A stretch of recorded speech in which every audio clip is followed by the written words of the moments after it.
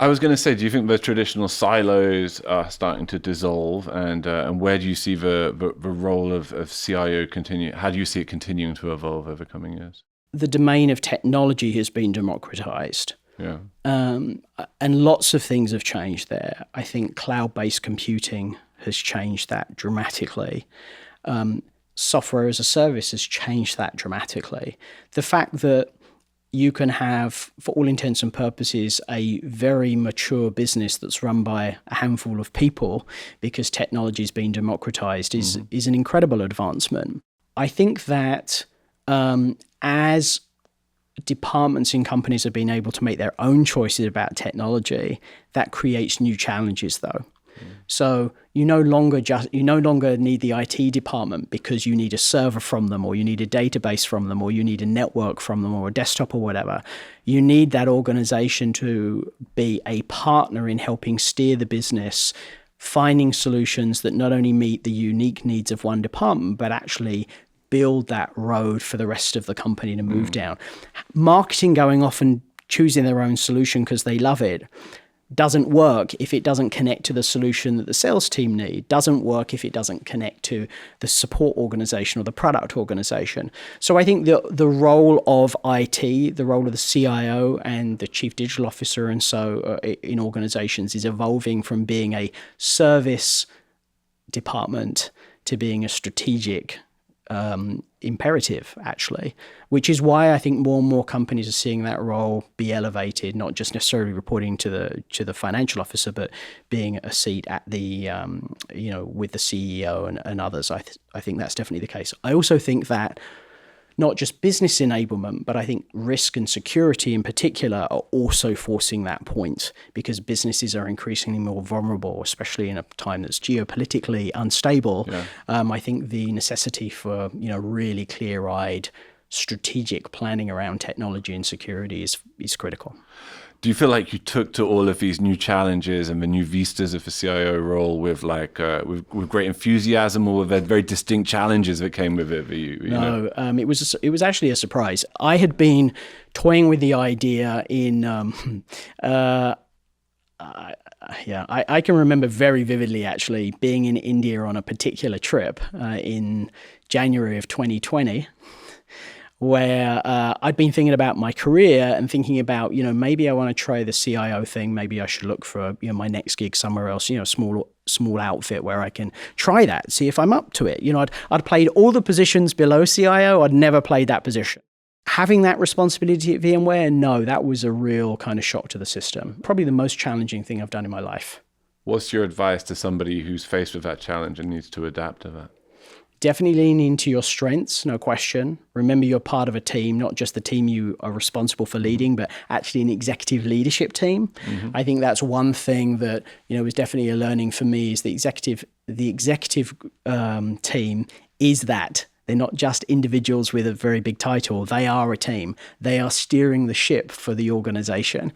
And it's really important that they rely on and pull on each other. So that would definitely be up there. What were some of the milestone achievements when you look back? Obviously, your time at VMware only came to an end because it was sold, about 18 months ago? Yeah. Broadcom acquired, the deal closed in, I think it was November of 2023, yeah. And maybe we won't get into that, but leading up to it, what are the milestone achievements as a CIO you're most proud of? I think actually less about the title, and I think just being part of VMware. It was an incredible company. And no organization is perfect. Anybody that thinks so is kidding themselves. Every organization has opportunities to challenge and grow and change, and VMware certainly had those. But one of the things that I overwhelmingly appreciate and carry every day with me is the culture that we had at VMware, the culture of collaboration, the culture of being creative and innovative and challenging, the desire to excel on behalf of our customers was palpable. You could feel it. And there wasn't a lot of room for people who didn't play nice. That's not to say people weren't called on their stuff. People were absolutely called on their stuff. Mm-hmm. But it was a very collegiate, very supportive environment, and a desire to push people to achieve their full potential, which was amazing, and I think critical everywhere. That level of success and opportunity often gives you a freedom of movement, the freedom to kind of pause, to take stock of what you want to do next and where to move next that you don't always have at earlier stages in your career. How would you describe your sort of post-VMware position? I know you're writing a book at the moment, right? What's going on for you, and what's your view of the landscape, just one step out of it at the moment? I made a conscious decision as the deal took a while to close. So I had plenty of time to think about what I wanted to do next, and I came up with all these grand ideas, but ultimately decided the best thing I could do was to have a break, which has been wonderful. I've really been enjoying that.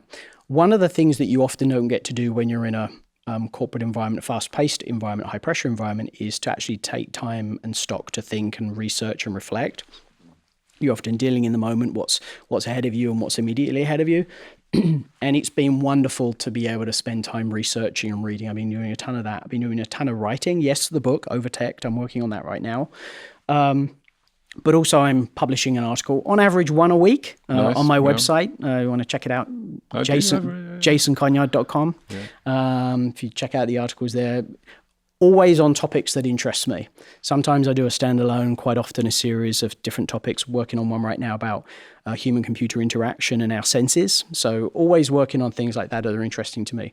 In terms of my next role, we'll see. You know, there are a couple of things have come my way, and unless they are super interesting and really feed that energy and that desire that I have, then I'll take my time. I'll wait for the right thing. What are the key lessons of those processes of digital transformation that you will maybe bring into your next role, or you think should steer other people in that role now? Yeah, that's very easy. Yeah. And that is, don't optimize a bad process. So often people throw a piece of technology at a process or a problem that actually should just be eliminated. And instead what happens is they try and optimize the heck out of it, leveraging technology, and what they should do is just fundamentally reorganize. How do you discern what does and doesn't need rejection or improvement? It requires organizational overview. So you have to be able to look at a whole organization. I think it's one of the big roles of a CIO is to be able to look across an organization and see how technology is used and how it's applied and how it stitches together. To fundamentally look at the business processes behind that and ask the question, are they fit for purpose? And the easiest way to do that is ask the questions of why. Ask why is this way? And as soon as you hit somebody saying it's because we've always done it that way, you know you got a live one. So I think that's a great way. I think everyone does it. It's another good response. I mean, we all know, it's right? Just what's done. We all absolutely. We all know. And then the other thing that happens is fascinating to see how much energy is associated with defending something people can't explain. So I think that's also a good thing to look into. So when you see that people are very resistant to change, but they can't explain why, that warrants some real attention.